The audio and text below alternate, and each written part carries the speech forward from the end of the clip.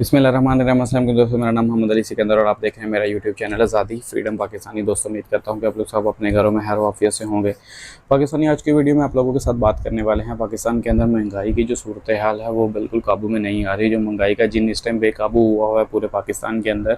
और हर चीज़ मतलब पाकिस्तान में दुगने से तिगने रेट के अंदर मिल रही है। अब बिलों की, बिजली के बिलों की बात कर लें या पेट्रोलियम मसनूआत की बात कर लें या उसके अलावा पाकिस्तान के अंदर मतलब खुराक के जितने भी चीज़ें हैं, वो चीनी की बात कर ले, चीनी के बहरान के ऊपर बहुत ज़्यादा बहस चल रही है। और पीडीएम इसके अंदर बिल्कुल इसमें पीडीएम तो बिगड़ के रह गई है पाकिस्तान में। जिन लोगों ने ये इकट्ठा मिलकर पाकिस्तान के अंदर इस टाइम गवर्नमेंट की थी, आज वही लोग एक दूसरे के गिरेबान तक पहुंच चुके हैं। यही वजह है। इसके ऊपर आज आप लोगों से बात करते चले। पाकिस्तान मुस्लिम लीग नवाज़ के सीनियर रहनुमा एहसन इकबाल साहब की जानिब से आज एक बयान जारी किया गया, जिसके अंदर उन्होंने कहा कि चीनी का जो बहरान इस टाइम पाकिस्तान के अंदर चल रहा है इसके ज़िम्मेदार हम नहीं हैं, और पीडीएम गवर्नमेंट के अंदर जितने भी फैसले हुए सब के सब फैसले हमारे ऊपर ना ठौंसे जाएँ, क्योंकि हम लोगों ने जो ज़ाहिर सी बात है, हमने जो वजारतें हमारे पास थी हमने उन वजारतों के ही आप लोगों को जवाब देने हैं। तो ये पाकिस्तान पीपल्स पार्टी के जो नवीद कमर साहब हैं वो वज़ीर तजारत थे, तो उनसे पूछें कि उन्होंने मतलब चीनी बरामद करने की जो बोला था उसको, मतलब चीनी बरामद करने के बाद उनकी वजह से ये बहरान जितना भी आया है आज उसके ज़िम्मेदार जो हैं वो गलत फैसले किए गए। नवीद कमर साहब पाकिस्तान पीपल्स पार्टी से बिलोंग करते हैं, वो वज़ीर तजारत थे इस पीडीएम गवर्नमेंट के सेटअप के अंदर। तो उन्होंने कहा कि उनकी तरफ से जो मतलब उसको जो बरामद करने का बोला गया था चीनी को, उसकी उनकी वजह से जो बहरान है पाकिस्तान के अंदर चीनी का आया है। इसी वजह से पाकिस्तान के अंदर चीनी का जो आज कालबन रेट है, जिस सियालकोट के अंदर मैं रहता हूँ पाकिस्तान में, सियालकोट में जो मेरे इर्द गिर्द के जो गांव हैं या मतलब मेरे शहर के अंदर चीनी का इस टाइम रेट जो है वो पाकिस्तानी प्रेस रुपये में बात करें तो तकरीबन ये 190 से लेकर 210 रुपये तक सेल की जा रही है दुकानों के अंदर। अब शहरों के हिसाब से रेट डिफरेंट्स हैं, लेकिन ये सारा का सारा सनेरियो ये 100 रुपये, 110 रुपये, 90 रुपये, 80 रुपये फ़रोख्त होने वाली चीनी मतलब सीधा 200 रुपये चली गई। तो इसके पीछे जो माफिया है पूरा का पूरा जो चीज़ों में कंट्रोल कर रहा है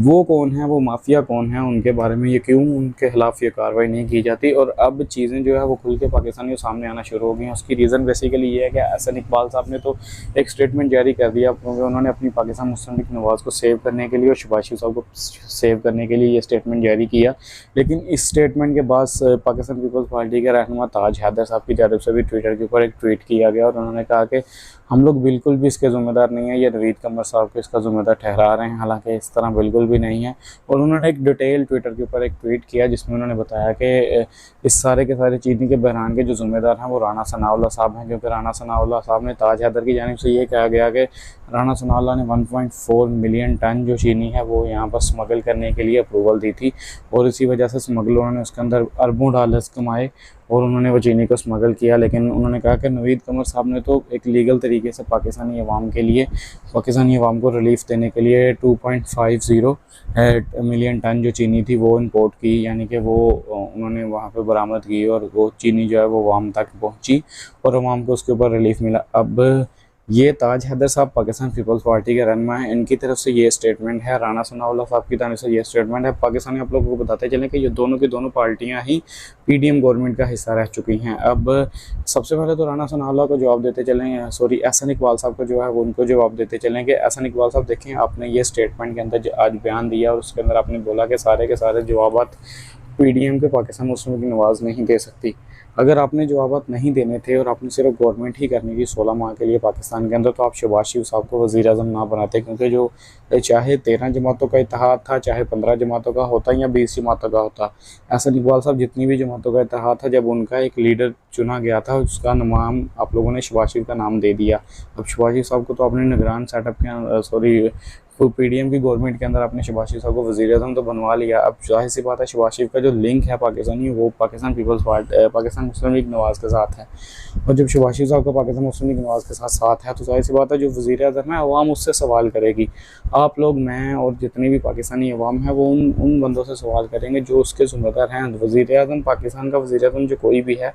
जैसे नवाज शरीफ साहब हैं या मतलब शहबाज शरीफ साहब हैं या इमरान खान साहब हैं, तो कोई भी वज़ीर आज़म होता है उसके नीचे कैबिनेट बनती है। जब भी उसकी कोई भी नई गवर्नमेंट आती है उसका वज़ीर आज़म मुंतखब किया जाता है उस पार्टी के अंदर से, और शहबाज शरीफ साहब को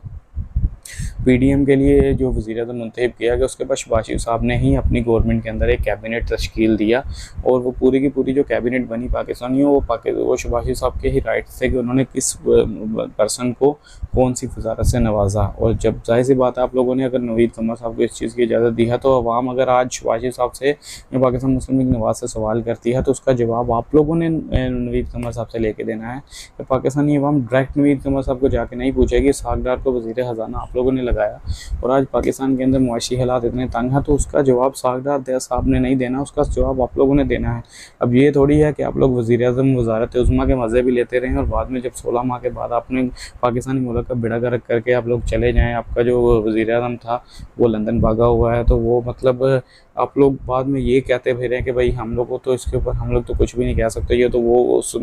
डिपार्टमेंट का मुतल्लिका जो वज़ीर है वही इस चीज़ के ऊपर जवाब दे सकता है। तो ऐसा हरगिज़ नहीं होता। ताज हैदर साहब की तारीफ से जो एक ट्वीट किया गया है हसन इकबाल साहब, अगर आप वो ट्वीट रीड आउट कर लें तो शायद आप लोग इसके ऊपर जवाब देने के अहल हो जाते हैं। क्योंकि ताज हैदर साहब ने कहा है कि ये जितनी भी सारी की सारी कैबिनेट बनी थी, वो जितने भी सारे मामला थे और हम लोगों की जानिब से जिस भी चीज़ की चीनी बरामद करने की नवीद कमर साहब की जानिब से अगर अप्रूवल दी गई थी, तो वो सारे के सारी चीज़ों के ऊपर हम लोगों ने कबीना के अंदर अप्रूवल्स ली थी, इजाज़त ली थी आप लोगों से, उसके बाद हम लोगों ने वो काम किया। हम लोग विदाउट परमिशन कोई भी काम नहीं करते थे। यानी कि इसका मतलब ये है कि नवीद कमर साहब भले ही वज़ीर तिजारत थे, लेकिन उन्होंने अगर चीनी बरामद की पाकिस्तान के अंदर और आज उनकी वजह से अगर पाकिस्तान के अंदर चीनी का बहरान है, तो इसका मतलब ये है कि वो तो साफ कह रहे हैं कि भाई आप लोगों ने हम लोगों को अप्रूवल दिया था, आप लोगों की तरफ से हम लोगों को अप्रूवल मिला था, यही वजह है कि हम लोगों ने चीनी बरामद की। और वो तो सीधा सीधा राना सनाउल्लाह साहब के ऊपर केस लगा रहे हैं। और राना सनाउल्लाह से आप लोग क्यों नहीं पूछते, राना सनाउल्लाह के पास ऐसे कौन से राइट थे कि वो पाकिस्तान के अंदर चीनी स्मगल करवा रहा है।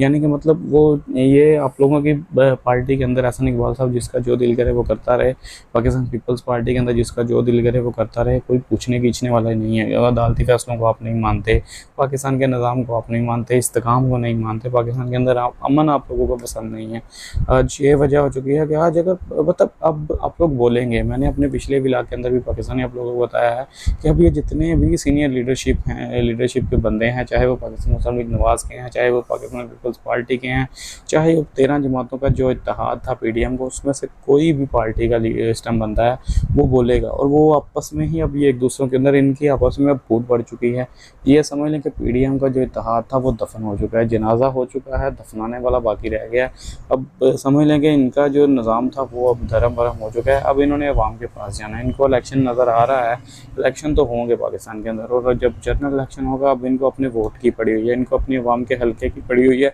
ये किस मुंह से पाकिस्तानी अवाम के सामने जाएंगे और अवाम इनको जूते मार के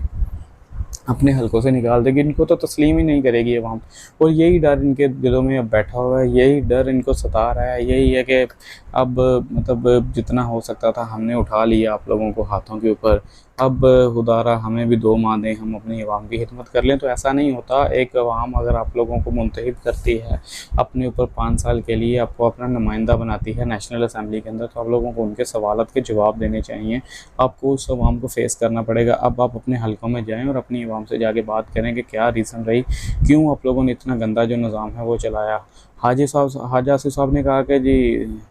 हम लोगों को आपके ख्वाजा आसिफ साहब जो हैं वो भी अपनी अवाम से डर रहे हैं, वो भी छुपे हुए हैं। यानी कि मसला ये है कि अब आपके जितनी भी सीनियर लीडरशिप है पाकिस्तान मुस्लिम लीग नवाज़ की, अब वो अपने अवाम का सामना करने के लिए तैयार नहीं है। क्योंकि आप लोग अब कार्ड खेलना चाह रहे हैं नवाज शरीफ साहब का, कि नवाज शरीफ साहब पाकिस्तान के अंदर वापस आ जाएँ। और पाकिस्तान के अंदर जब वो वापस आ जाएंगे तो वही हैं कि इस अवाम का तरला मिन्नत करके इनसे कुछ वोट निकलवा लें, क्योंकि अवाम के दिलों में कहीं ना कहीं नवाज शरीफ की मोहब्बत थी। तो ये मोहब्बत दोबारा उजागर नहीं हो सकती, क्योंकि आपने 16 माह के अंदर जो पाकिस्तान का बेड़ा गर्क किया ना, उसके बाद तो नवाज शरीफ साहब क्या, नवाज शरीफ साहब के साथ जितने भी बंदे हैं वो भी अगर आ जाए ना, पाकिस्तान मुस्लिम लीग नवाज़ की पूरी कबीना पाकिस्तानी अवाम की खिदमत में हाथ जोड़ के बैठ गया, तो फिर भी आप लोगों को अवाम ये मुस्तरद कर चुकी है। क्योंकि आप लोगों ने जो निज़ाम के अंदर छेड़ाछाड़ी की है, जो अपनी मर्ज़ी के फ़ैसले मनवाए हैं ना पाकिस्तान के अंदर, अपने केस ख़त्म करने के लिए इस पाकिस्तान का निज़ाम का बेड़ा गर्क किया है आप लोगों ने। इस 16 माह के अंदर जो सारे के सारे सिस्टम्स किए हैं, उसके ऊपर आप लोगों को पाकिस्तानी अवाम कभी भी माफ़ नहीं करेगी। और इसका रिज़ल्ट आप लोगों को जनरल इलेक्शन 2023 का जो जनरल इलेक्शन है, अब आई होप कि वो 23 के रहते हुए ही हो जाए, लेकिन वो 2023 में होता हुआ नज़र नहीं आ रहा, 2024 ही कह लें। तो पाकिस्तान का आने वाला जनरल इलेक्शन इस चीज़ का आप लोगों को जवाब दे देगा और मुंह तोड़ जवाब देगा आप लोगों को लग पता जाएगा कि आप लोगों ने जो पाकिस्तानी अवाम के साथ किया है। अब ये अवाम जागी हुई है, अब ये अवाम सोई हुई नहीं है और ये फ़ैसला खुद करना जानती है। आज की वीडियो में इतना ही। तो पाकिस्तानी उम्मीद करते हैं आप लोगों को ये भी व्लॉग अच्छा लगा होगा। अगर व्लॉग आप लोगों को अच्छा लगता है तो चैनल को सब्सक्राइब और लाइक लाजमी कर लीजिए कीजिए और नीचे कमेंट्स किया करें अपनी वीडियो के नीचे, ताकि आप लोग हमें आने वाले टाइम के अंदर अपडेट करते रहा करेंगे किस मौजू के ऊपर या किस टॉपिक के ऊपर या कौन सी ऐसी लेटेस्ट न्यूज़ है जिसके बारे में आप लोगों को रियलिटी न्यूज़ नहीं मिल रही। तो वो चीज़ें हम लोग आप लोगों के साथ इस चैनल के ऊपर शेयर करते रहेंगे। अपना बहुत सा ख्याल रखिएगा, तो हमें याद रखिएगा। बहुत ही जल्द आपसे एक नई वीडियो में मुलाकात होती है, तब तक के लिए मुझे दीजिए इजाज़त।